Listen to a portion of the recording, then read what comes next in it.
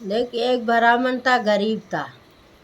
तो उसको कई दिनों से अन्न नहीं मिल रहे थे। मांगने जाते थे फिर भी नहीं मिलता था। और एक दिन मिला तो उसके घर की औरतों ने पीस के उनको बनाया चोखा।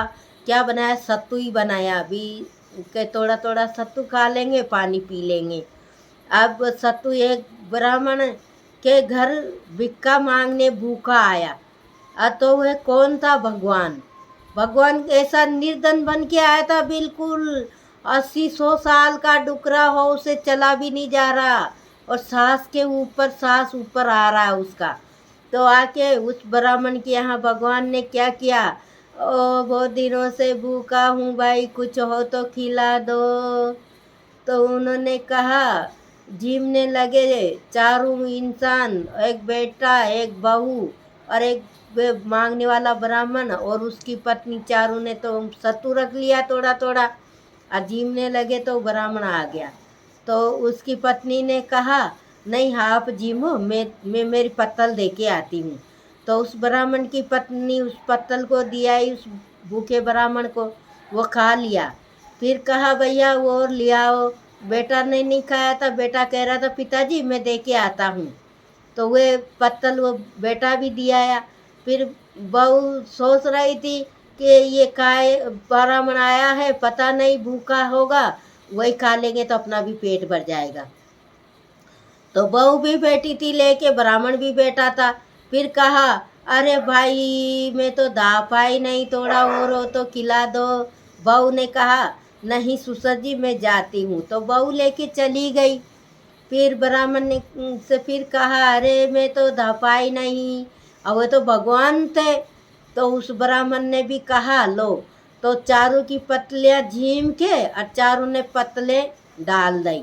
नवला आया तो नवला उसमें निकला ने तो आधा शरीर सोने का हो गया। अब सोने का हो गया। अब वो नवला, तब भगवान वहाँ रजिस्टर के यहाँ गए और उसने यज्ञ किया था। वो बनाए थे, इंद्रप्रस्थ बनाया था मकान।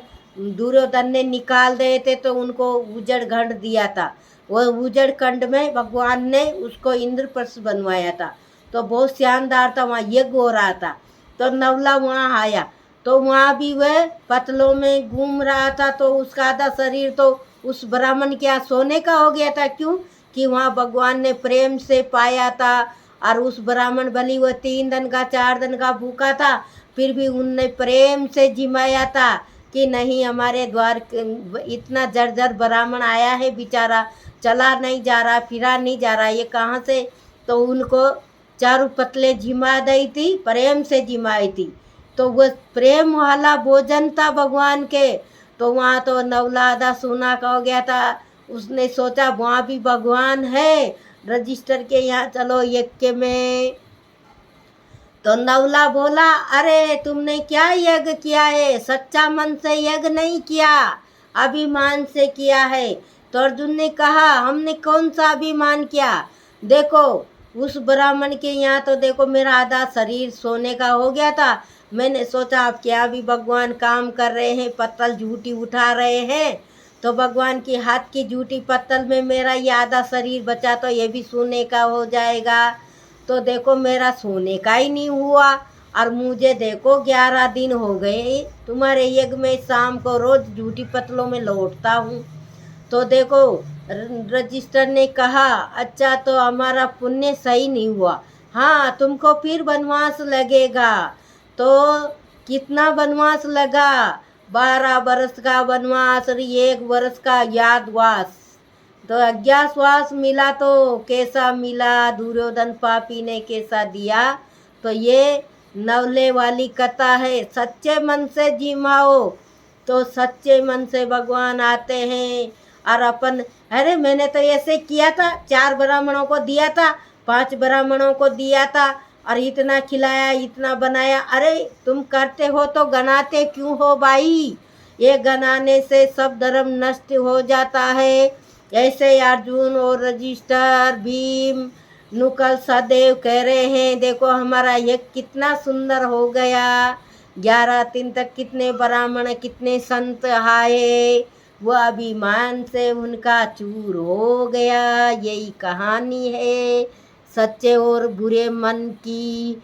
अब अभिमान वाली तो दान करो तो ऐसा करो जो किसी को अभिमान नहीं होना चाहिए कि मैंने इतना किया। ऐसे किया करो। हमारे पास तो कुछ नहीं था, थोड़ा बहुत जो भगवान ने दिया उसको अर्पण कर दिया।